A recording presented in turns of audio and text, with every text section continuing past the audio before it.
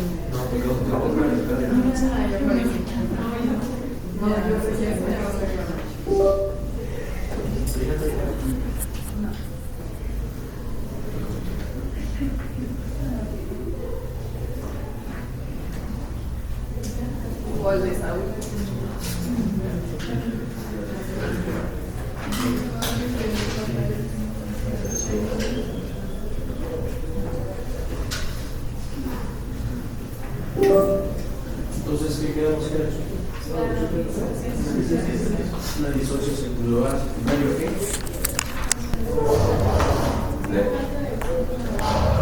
Cuando hay una falla en la microcirculación, y la falla en la microcirculación me la puede dar toda aquella situación que disminuye el flujo sanguíneo hacia el tejido. Y habíamos comentado que son 4 tipos de falla de la circulación. Algo que interrumpa el flujo sanguíneo, es decir, lo que le pega al retorno venoso y lo que le puede pegar al gastaje. Entonces tenemos 4 tipos de estado de choque, que es aliogénico, hipovolémico, distributivo y obstructivo. ¿Sí?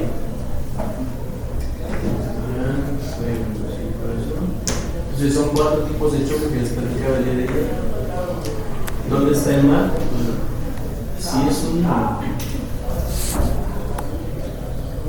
es un choque distributivo, el problema está en las resistencias laterales periféricas. Ustedes, si recordarán en el módulo de circulación de las resistencias periféricas, yo manejo unidades de resistencias periféricas llamadas TUR de 1. Entre más bajas las resistencias periféricas, la presión arterial va a caer.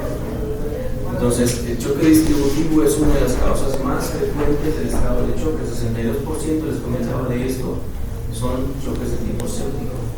En el distributivo tengo 3 subtipos: anafiláctico, séptico y neurogénico. En el neurogénico lo que yo tengo es pérdida del tono del vaso secundario, que no hay catecolaminas por la sección de algún punto del sistema nervioso central, en este caso en el tramo raquimedular. El distributivo por la anafilaxia se tiene que ver por la cantidad o la producción de histamina, algo que me ocasiona la degeneración del mastocito tan excesivo que hace que el vaso se abra. Y si pierdo resistencias periféricas, va a perder la presión. En el séptico pues son la toxicidad de las bacterias generalmente gram negativas por la producción de endotoxinas, van a inflamar el endotelio y en el afán de poder hacer defender, el endotelio va a producir un óxido límbico en exceso y va a generar vasodilatación. En el choque hipovolémico el problema es la pérdida de volumen. Yo puedo perder volumen a través de sangrado o puedo perder volumen a través de pérdida de líquidos de manera sensible o de manera insensible, es decir, diarrea, náusea, vómito. Los pacientes quemados pierden líquido porque al perder la piel empieza a evaporar empieza a evaporar el agua. Una persona con fiebre persistente, por cada grado de temperatura por arriba de los 38 va a perder 1 mililitro por kilo. Entonces, si yo tengo un paciente con fiebre durante 4 horas y pesa 100 kilos, ¿qué cantidad de agua está perdiendo?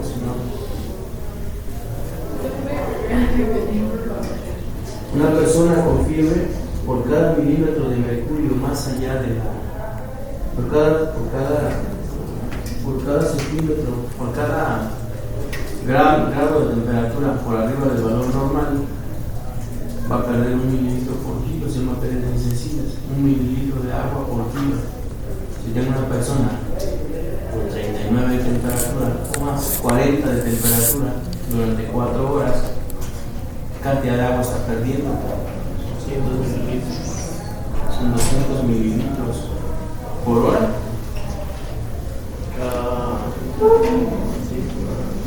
Por hora son 200 mililitros por hora, 200 por 4, 800 mililitros. ¿Sí? Personas con dificultad respiratoria tienen pérdidas insensibles por cada respiración extra, por arriba de 25 respiraciones por minuto, pierdo 1 mililitro por kilo. Y entonces todos esos son pérdidas insensibles que hay que recuperar. En el choque cardiogénico el problema es la contracción del corazón. Acuérdense que si yo pierdo contracción del músculo cardíaco, voy a perder capacidad para bombear sangre adecuadamente. Entonces el volumen latido se pierde o disminuye. Y si disminuye el volumen latido, disminuye el gasto cardíaco. Si disminuye el gasto cardíaco, disminuye la presión arterial. Si el gasto cardíaco disminuye y la presión arterial disminuye, la cantidad de sangre que va a llegar al tejido periférico será menor. Y entonces la mitocondria se va a echar a hacer berrinche y va a hacer relaciones y va a empezar a respirar de manera aeróbica. El choque obstructivo tiene que ver con la interrupción del flujo sanguíneo hacia el corazón derecho. Todo lo que se ponga al flujo sanguíneo, al retorno venoso, como la tromboembolia pulmonar, como el tamponamiento cardíaco, el neumotórax a tensión, van a perder se va a perder esa capacidad de retorno venoso. Y entonces, si baja el retorno venoso, baja el gasto cardíaco. Y si baja el gasto cardíaco, baja la presión arterial. Si baja la presión arterial, baja la presión de perfusión. Y si baja la presión de perfusión, se muere el paciente, se muere el tejido. Muy bien. Hablábamos ayer, les colocaba una línea.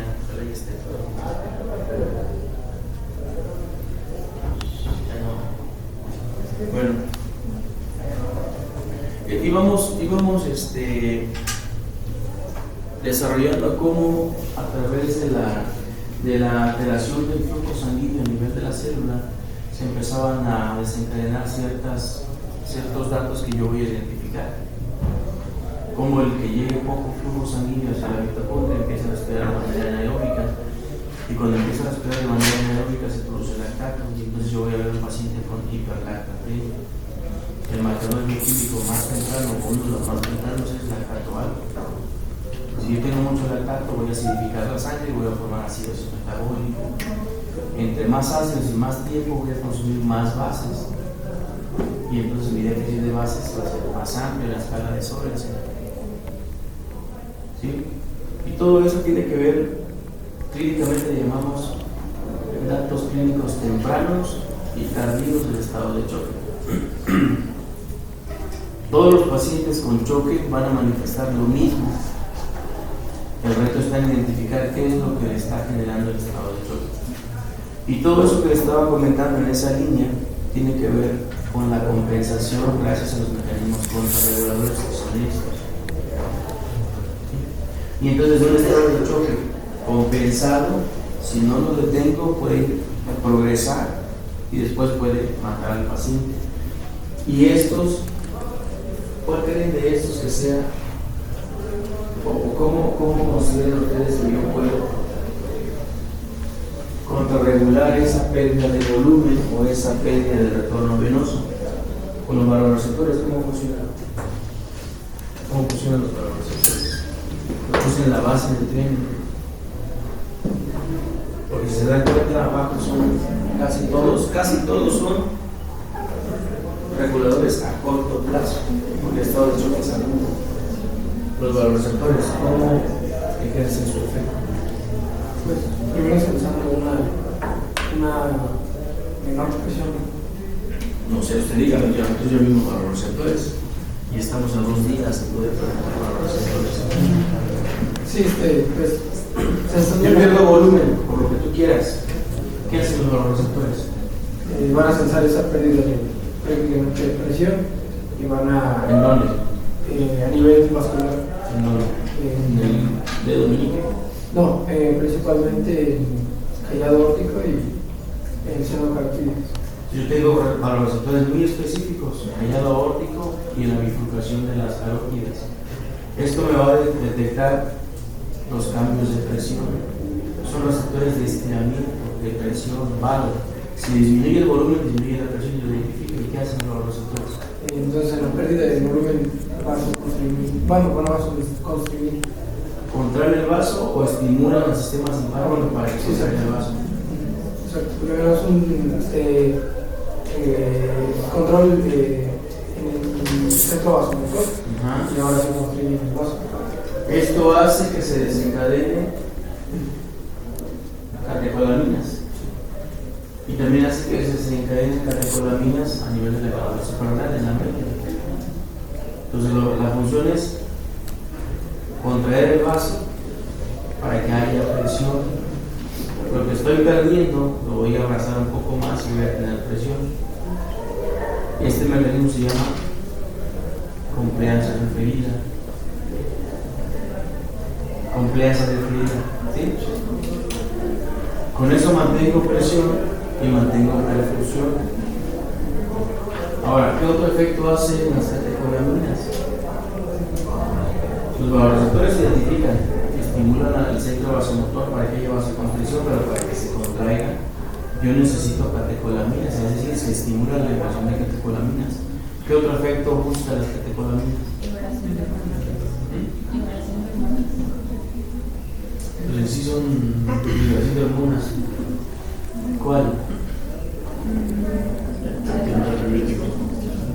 El fértil antidiurético se va a liberar cuando el problema meramente es cardíaco.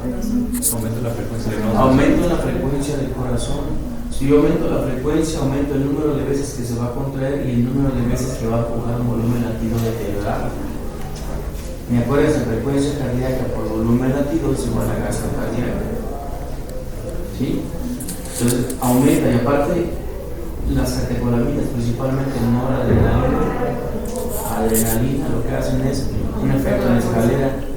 Acuérdense el fenómeno de Brandt-Weisman. Pues aumenta la fuerza de contracción. Son cronotrópicos principalmente, que tienen cierto efecto inotrópico.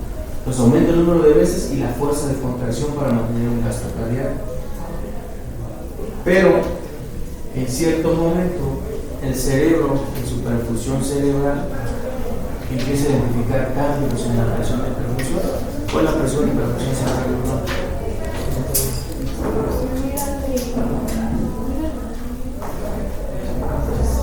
Ah, no, ya me acordé. Siempre me repite 70, 150.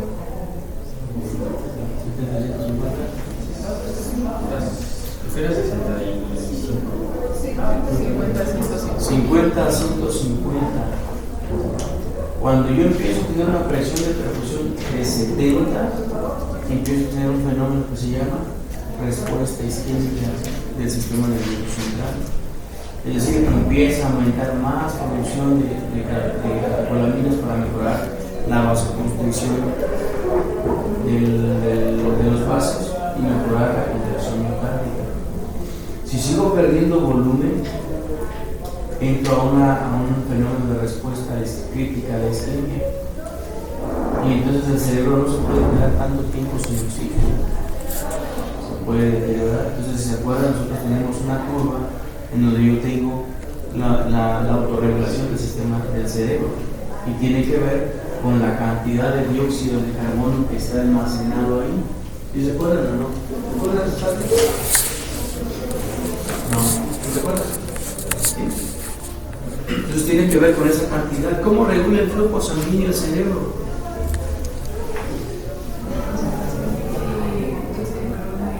Por la concentración de dióxido de carbono.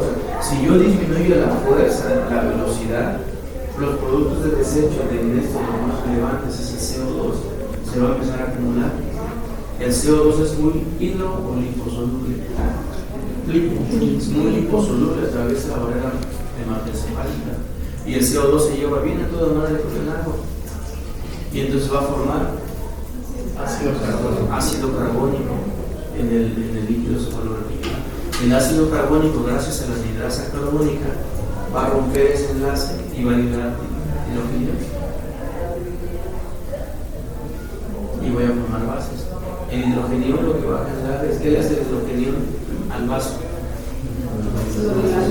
Lo vasodilata. ¿Qué le hace el CO2 al vaso? Depende si está en hiper o hipo. Si es hipercapnia, ¿qué le hace? Lo dilata. Si es hipocapnia, lo contrae. Entonces dilata. La hipercapnia dilata el vaso. ¿Para qué? Para que pierda resistencia y aumente el flujo sanguíneo. Pero no es bueno. Porque si yo lo dilato tanto, el flujo sanguíneo hacia el cerebro va a disminuir y la presión de perfusión cerebral va a disminuir. Entonces hace todo lo posible porque se mantenga un flujo sanguíneo adecuado, gracias malamente al CO2 y al hidrógeno. ¿Qué otras sustancias participan en el control del flujo sanguíneo local en el cerebro aparte del CO2? ¿Sí que no? ¿No? No. Bueno.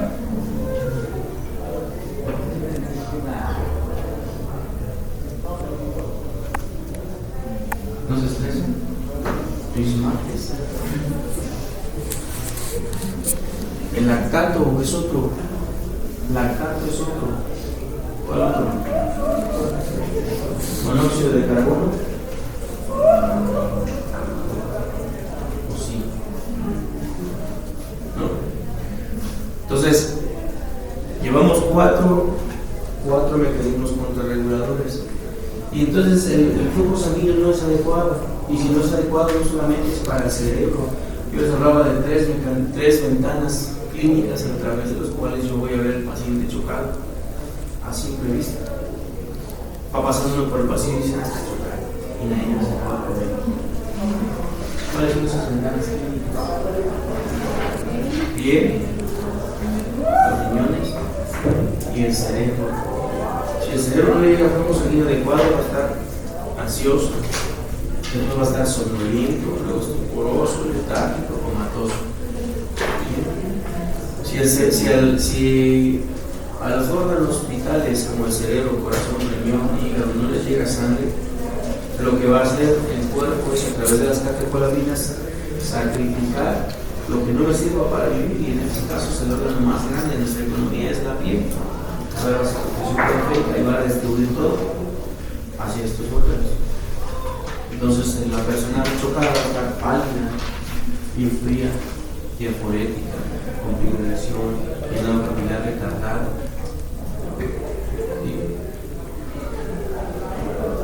Y si eso no es suficiente, el riñón, y cuando identifica que no le está llegando la presión adecuada, la va a hacer perfecta. Si no me llega la presión adecuada y no tengo mis 60 milímetros de mercurio de presión capilar, no va a filtrar.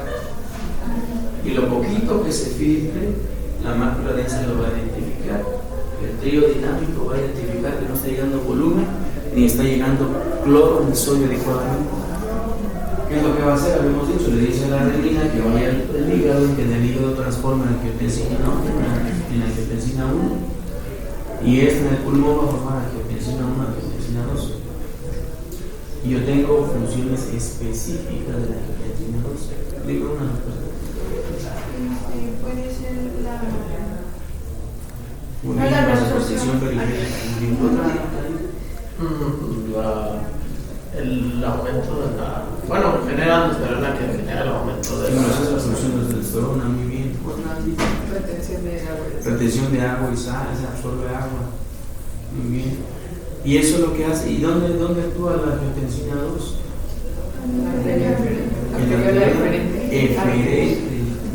Eferente. ¿Qué es lo que busca? Aumentar la presión de la eferente para que lo que se dilató aquí en la aferente, al momento que pasa el líquido, se nos estanca un poco y aumenta la presión del glomérulo y empieza a filtrar.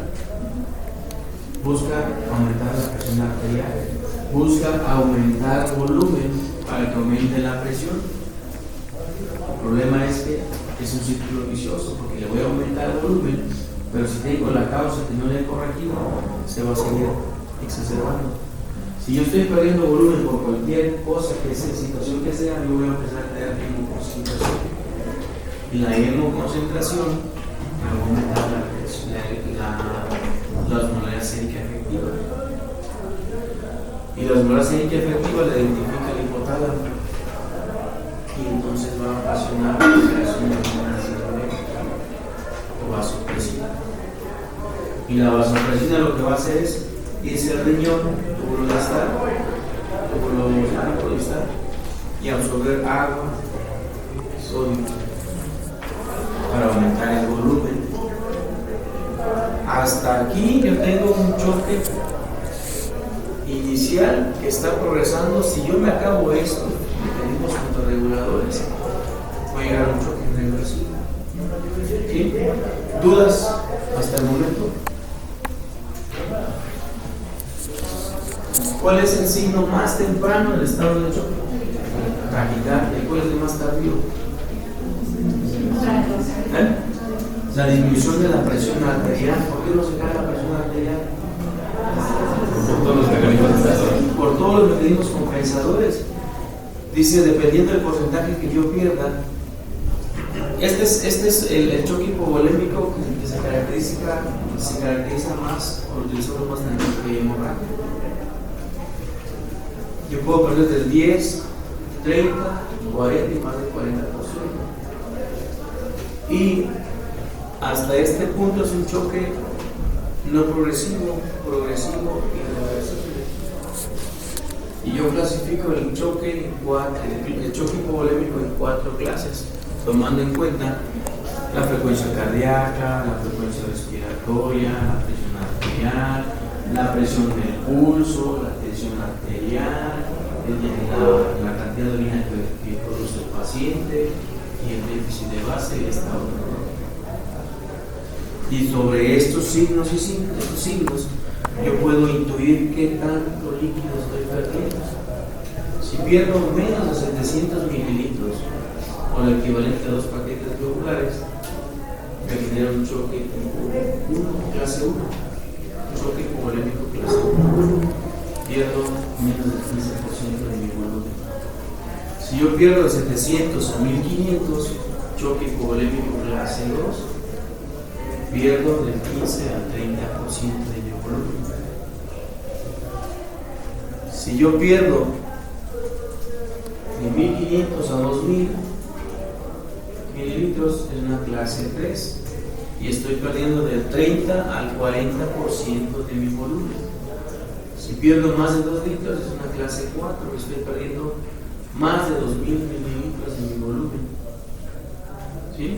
Y entonces, toda esta parte, tengo lo que queremos contrarreguladores, principalmente las escolaminas, que hacen que se mantenga la presión arterial, pero a partir de la clase 3, la presión empieza a bajar. Y entonces, el cirujano dice, sí está chocado, porque está en potencia. Pero el reto es identificarlo desde acá.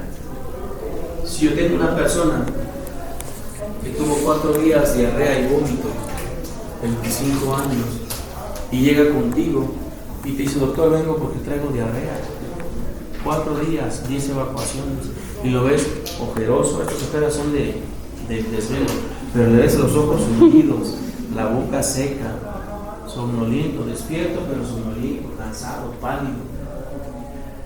La presión 170, la frecuencia cardíaca 100 latidos por minuto, la frecuencia respiratoria 21 respiraciones por minuto, la temperatura 36. ¿Estás orinando? Sí, doctor, estoy orinando. Sí, estoy orinando, pero poco, porque casi no como, porque apenas y como, y la vida se me va por un momentito. ¿Está chocado o no está chocado? Pues sí, porque, tiene los signos normales porque están todos los mecanismos de compensación actuando en ese momento. ¿Y por qué está chocado? ¿Cómo me dices que está chocado? Pues primero porque está orinando muy poco y aparte ha perdido mucho líquido. Pero no te he dicho cuánto ha orinado. Pero está orinando. Por la taquicardia y la palidez. Por la taquicardia y la palidez. Entonces yo tengo signos prácticamente normales. Tengo 100 latidos por minuto. ¿Cómo está? Pero está chocado. Si eres estrictamente cuadrado, tú le dices a ese paciente, ¿sabes qué? Estás deshidratado. No estás con la presión baja, pero tienes datos clínicos de shock clase 1. Y entonces ahí es donde lo empiezas a hidratar. Si tú le tomas una gasometría, ¿qué esperas encontrar en esa gasometría? ¿Lactato?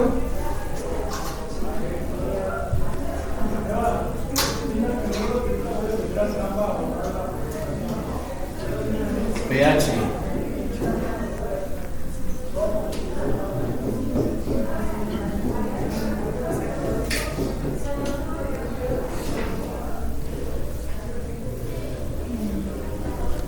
¿Dónde? ¿Aquí o aquí? ¿Dónde, Andy? Abajo de 7.30. Aquí. Muy bien. PCO2, PO2, CO3,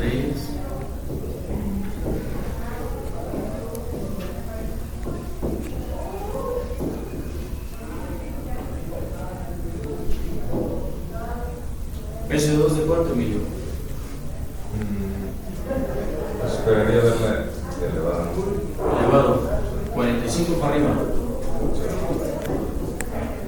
¿Sí? El oxígeno disminuido, las bases disminuidas. ¿Por qué el oxígeno disminuido? Porque Si está respirando a 21 por minuto. Si estuviera disminuido, acuérdense los de la periferia, el oxígeno identifica y lo que empiezo a hacer es la taquicardia. 60 milímetros de mercurio, que es normal. ¿Bicarbonato cuánto? Acuérdense que hicimos unas líneas. Menos de 2000. ¿Dónde? Menos de 2000.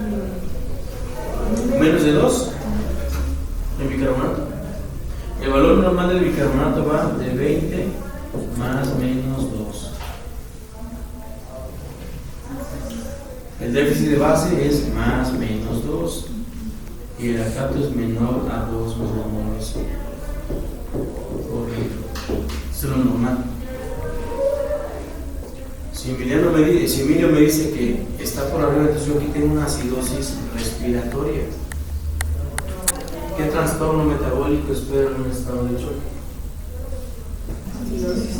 Acidosis metabólica. Entonces yo esperaría, si yo tomo una gasometría, como está respirando normal, quiere decir que no hay tanto hidrogenio en su sangre. Porque si hubiera mucho hidrogenio en su sangre, estaría respirando rápido. Esos mecanismos de compensación se desarrollan en bioquímica. Eso regresar un poquito. ¿Sí? Entonces, como esto está normal, Emilio,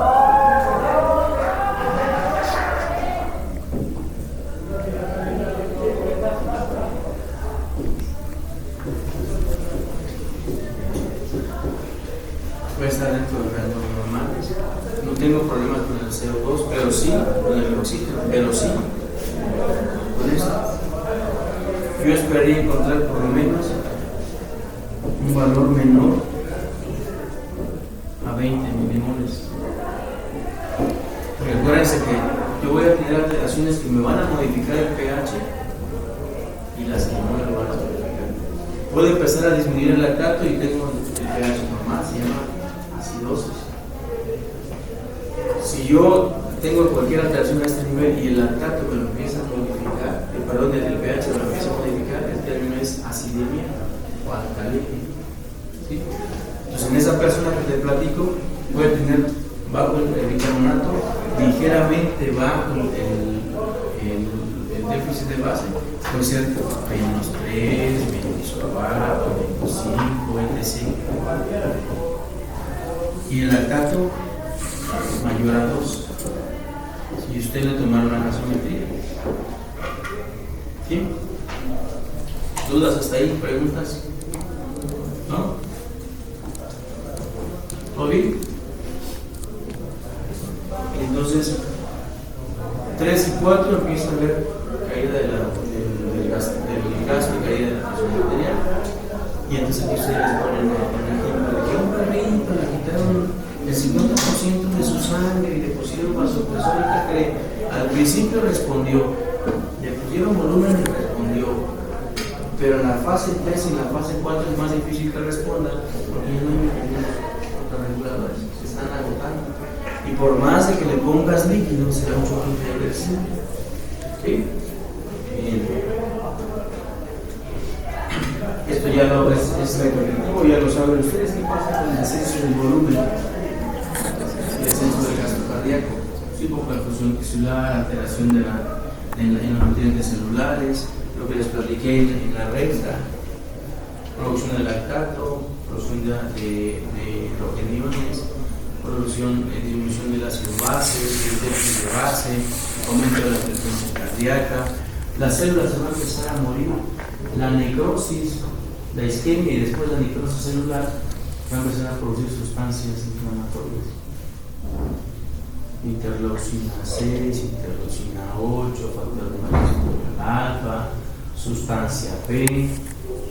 ¿Qué efectos tienen todos estos en la circulación, en la microcirculación?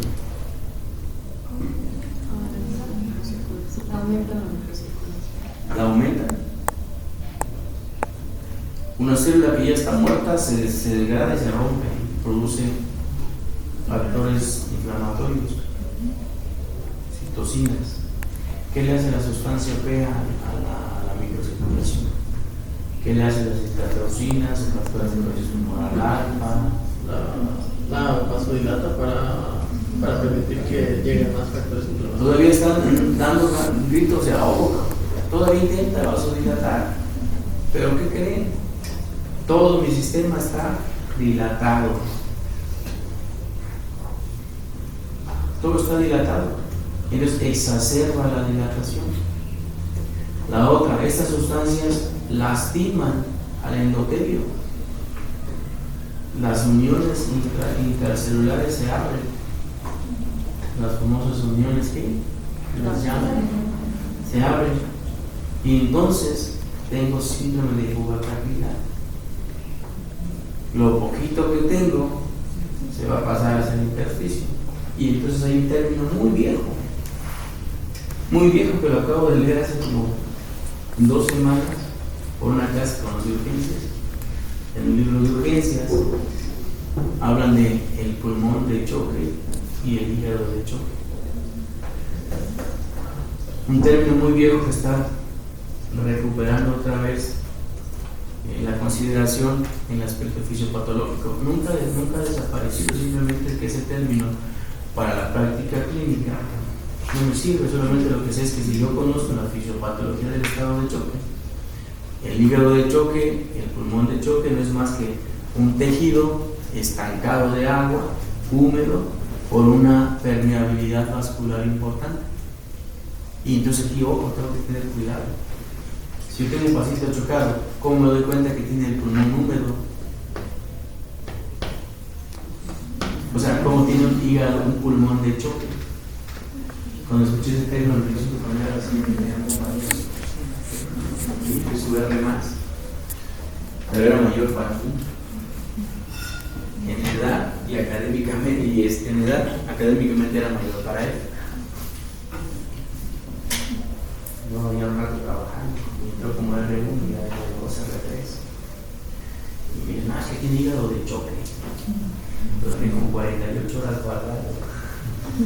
Se quema mucho el sol, eso ya pasó hasta que te quites de tu boquita esa pinche palabra, te vas a quedar aquí estudiando.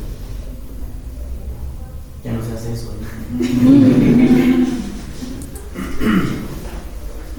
Fui a desempolvar un libro de Mattox del 60 y decía pulmón de choque, hígado de choque. Y ahorita ya apareció otra vez el término. Entonces quisiera regresar el tiempo, pero ya no se encuentra. Pero él aprendió. ¿Cómo me doy cuenta que tiene un pulmón de choque?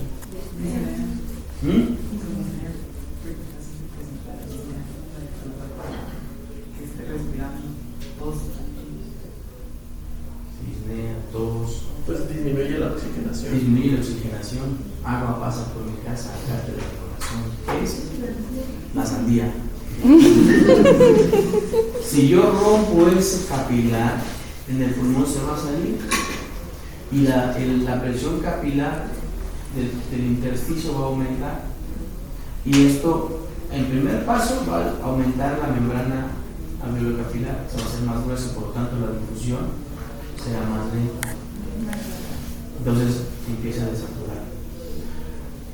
La disnea no es, se queda un poquito entre si es disnea o es una taquipnea por la acidosis que tiene esa persona por la hipoperfusión tisular. Pero yo empiezo a ver que empieza a desaturar. Entonces, ¿qué está pasando? Si vino por la fractura del fémur y está sangrando, ¿por qué me está desaturando? ¿Qué tiene que ver el pulmón con la pierna? Si trae pancreatitis y está con choque hipovolémico, ¿por qué está desaturando? ¿Qué tiene que ver el páncreas, el gofre, con el pulmón? Porque donde quiera nosotros tenemos capilares. Y el capilar no solamente va a estar en lesión localizada, sino en toda la economía del cuerpo. Y entonces dices, tiene pulmón de choque. Es un síndrome de insuficiencia respiratoria aguda secundario. Es decir, que el problema no es el pulmón, sino el problema es la microcirculación. Y lo mismo pasa con el hígado. Es tan poca la perfusión. El hígado ocupa muchísimo gasto cardíaco. ¿Se acuerdan o no se acuerdan? ¿Qué porcentaje del gasto cardíaco es para mí? 5 a 1. ¿Qué porcentaje del gasto cardíaco ocupa el corazón? Del 4 al 5%. ¿Qué porcentaje del gasto cardíaco ocupa el riñón? 25%. 22%. Entonces, el hígado ocupa, es uno de los que más, 360 mililitros por cada 100 gramos de tejido. Es que no me acuerdo cómo se llama, El que se pone aquí malamente se llama estetoscopio, pero yo no veo el pulmón. No se puede oír un edema pulmonar con esa herramienta. Sí, claro, muchas estaturas. Pero en el hígado, como no le llega flujo sanguíneo adecuado, el hepatocito se necrosa, se muere. ¿Cuáles son las enzimas hepáticas? Aminotransferasas. AST y ALT se van a elevar. Los factores de coagulación no los voy a producir.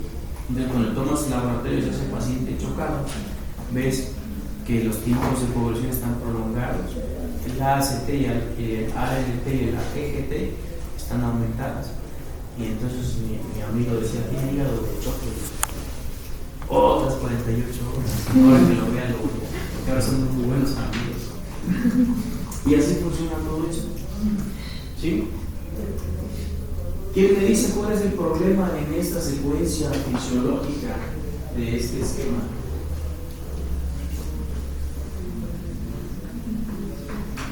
¿O el rostro? Y dice disminuye el volumen sanguíneo. Si disminuye el volumen sanguíneo, disminuye el retorno venoso al corazón. Y si disminuye el retorno venoso, disminuye el volumen minuto cardíaco. Y si disminuye el volumen minuto cardíaco, desciende la presión arterial. Y si desciende la presión arterial, la vasoconstricción periférica y sistémica. Esto ocasiona hipoxia celular, tisular, insuficiencia circulatoria periférica, disfunción del retorno venoso. ¿Están de acuerdo con esa secuencia? Si la respuesta es sí, justifíquenla. Si la respuesta es no, justifíquenla. ¿Sus amigos?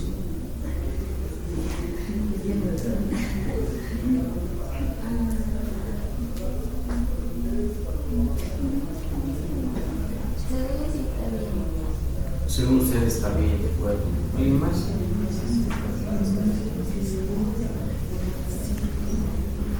Ella.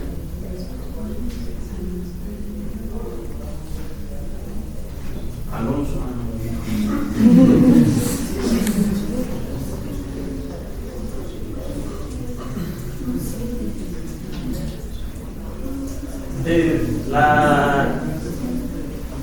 La hipoxia tisular no sería la consecuencia de la vasoconstricción periférica. Excelente. ¿Dónde más? A ver, ¿dónde la pongo?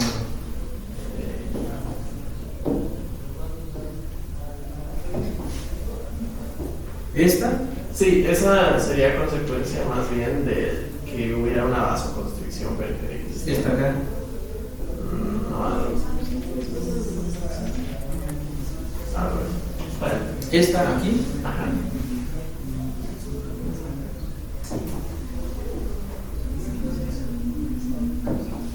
Esta acá.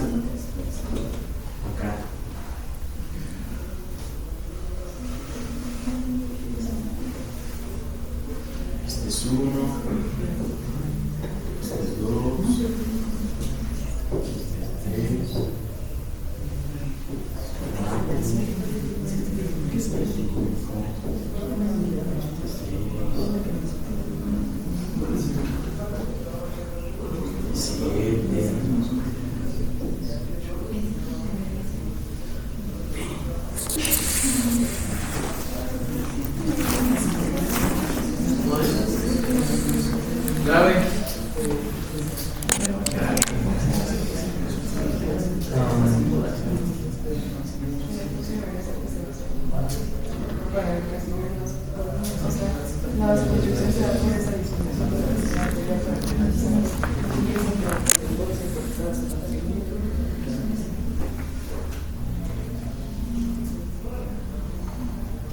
escucho, Andy.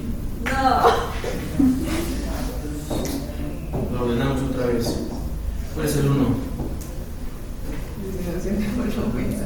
Okay.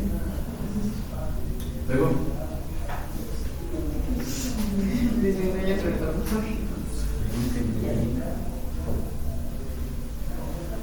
Y se disminuye el volumen minuto. Excelente, muy bien. O sea, no tienes sangre que bombear, entonces disminuyes el gasto cardíaco y esa disminución del gasto cardíaco baja la presión arterial porque no sé. Habíamos dicho que la hipotensión era de los últimos signos ¿Qué de está haciendo? Exacto, ¿qué está haciendo la presión arterial ahí? Entonces, no, mis mecanismos compensadores no tienen una secuencia fisiológica, lógica. Entonces, si yo ya disminuyo el volumen minuto cardíaco, ¿qué tengo que hacer? Vasoconstricción periférica. Y eso hace hipoxia tisular Y eso me genera. Y esto me genera. Y si ustedes van a esta literatura, porque hay mucha literatura en la de estado de choque, mucha, es lo de hasta de la India. Y es válido, donde se genere conocimiento, donde quiera que sea, y mientras se genere conocimiento es bueno. Pero para eso ustedes están en las aulas analizando toda esta información, porque si ustedes se van así de, entonces yo voy a intuir que la presión arterial es una de las primeras que voy a estar esperando hasta que se caiga la presión arterial.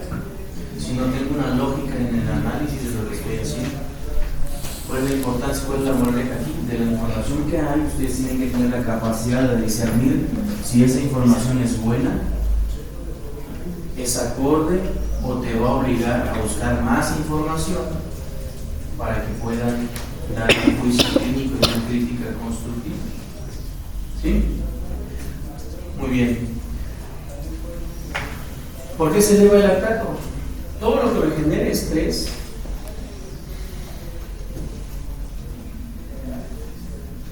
va a generar liberación de catecolaminas. Las catecolaminas, al bloquear los receptores beta, y las catecolaminas elevan la glucosa. ¿Por qué elevan la glucosa? Porque el cuerpo necesita energía para poder sostener y solventar sus necesidades. Por eso está el famosísimo ciclo de Krebs. Y esto lo que hace es, bueno, a través del glucógeno hay que pasar la glucosa, y la glucosa tiene que pasar a piruvato. Del piruvato a acetilcoenzima A es una respuesta, es una función anaeróbica gracias a la hormona lactato deshidrogenasa, pero tiene una consecuencia, el lactato. Y el lactato entre más aumente el lactato, el torrente sanguíneo va a aumentar. Yo voy a tener hiperlactatemia, una gasometría. Entonces esto me habla de hipoperfusión tisular. Entre más trabaje la vía anaeróbica, quiere decir que no hay tanta perfusión. Y esto yo lo mantengo así. El dilema está en que en este artículo decía: la reanimación guiada por lactato salva vida, Simón.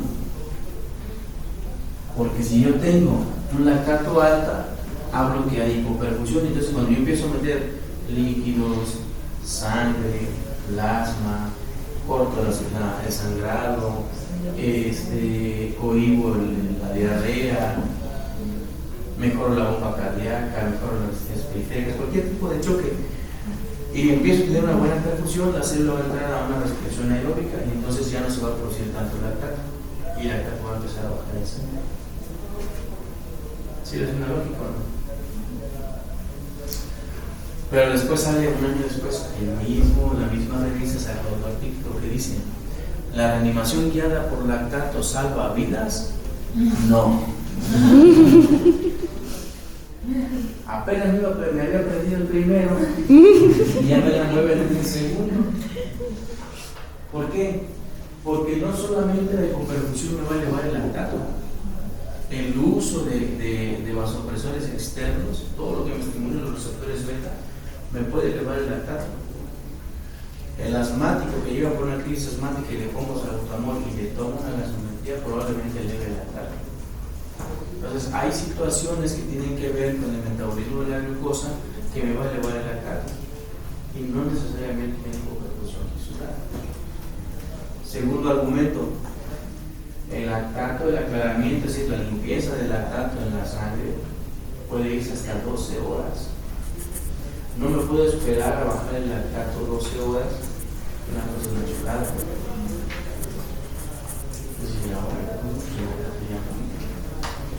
Tercer año, la reanimación guiada por lactato salva vidas. Nosotros no lo sabemos.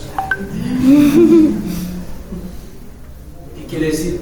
Que no tengo solamente un marcador para poder guiar mi reanimación, hay muchos otros. clínica, el llenado capilar, la respuesta del volumen por la frecuencia cardíaca, el entorno del paciente, cómo va mejorando. ¿Sí? Entonces, ¿cómo trato el choque? Distributivo, ¿qué tengo que hacer? El distributivo séptico, el distributivo anafiláctico, el distributivo neurogénico, ¿qué tengo que hacer? Lucina.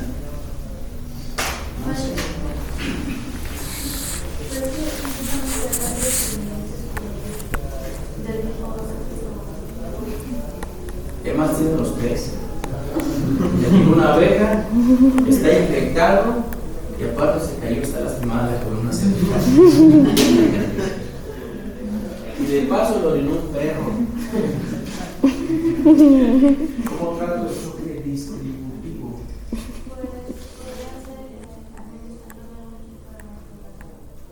Ok, lo vas a matar más rápido. Vasoconstrictor, veneno, mata veneno. Si es séptico está infectado, vasoconstricción para que aumentes el gasto cardíaco, mejores la presión arterial, antibiótico. En el choque hipovolémico, ¿qué le vas a hacer? Volumen. Ponle volumen. Si tiene diarrea, ponle agua. Si tiene pérdida de sangre, pues ponle sangre. ¿Sí? Clases tipo 3, tipo 4, se les pone líquido, se les pone sangre como derivados. ¿Sí?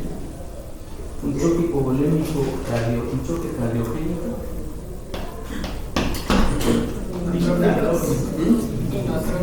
Depende en cuáles es. Pero generalmente son fallos de bomba aguda, en donde si no está oxígeno es una, ¿qué más? ¿Dónde está el problema del choque cardiogénico? Corazón. ¿Qué medida de soporte tengo para ayudarle al corazón?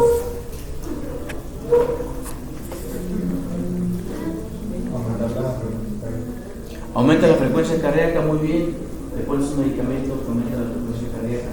Vas a aumentar el trabajo cardíaco y vas a aumentar el consumo de oxígeno y lo vas a cansar más rápido. Un vasodilatador en un paciente chocado, cuando hablamos de choque, vas a disminuir la poscarga, pero vas a disminuir el retorno venoso, es decir, vas a disminuir la precarga. Entonces, nada, quiere, doctor, si se comporta, insiste uno, tienes que quitar la causa que le está dañando. Lo más frecuente, destapa la arteria. Mientras le destapa la arteria, mientras el doctor lo pasa hemodinámico, porque no se despierta, dice, mañana temprano voy a las 7. Y puede el doctor Frank a las 3 de la mañana y tiene choque. Son las 3, 4, 5, 6, 4 horas me lo voy a tener aquí. Y mi reto es mantenerlo vivo y con buena perfusión tisular. ¿Qué le hago? Pues si tiene hipotensión, es un choque. Un poco de vasopresor para aumentar la presión. Un medicamento inotrópico para mejorar y estar cuidando los líquidos. ¿Sí? Y hay que por lo menos medicarlo para que ese coágulo se vaya haciendo blandito. O incluso, ¿por qué no trombolizarlo? Entonces resuelve la causa que le está generando el choque cardiogénico. En el obstructivo, ¿qué hay que hacerlo?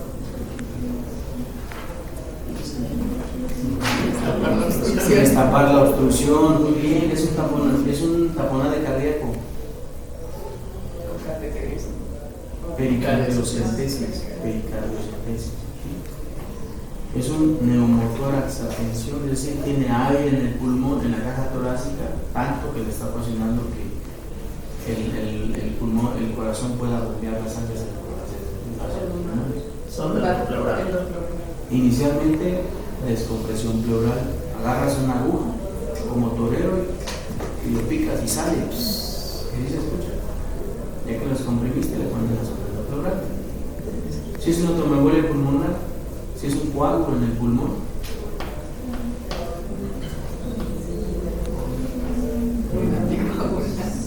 anticoagulante, exacto, así de esa familia de medicina. Si es un coágulo, descoagula lo anticoagulante. Eso es. Tristemente en la medicina luego lo más más lógico es lo más ilógico. Entonces andamos diciendo, no, pero es que la mitocondria.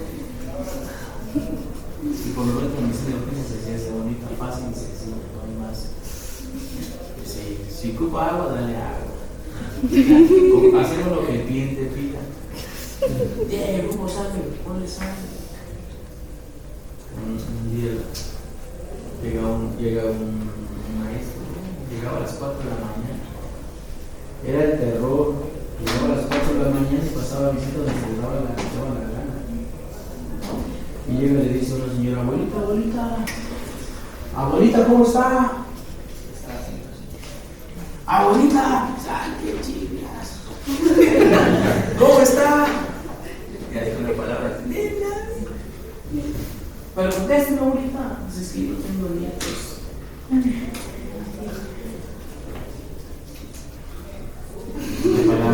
Una palabra después. Es que no tengo nietos. ¿Y por qué está enojada, abuelita? Pues es que vine y no me quisieron tomar la radiografía y empezó a montar la señora. Y no me quieren tomar la radiografía, pues no se preocupe, la vamos a tomar 2.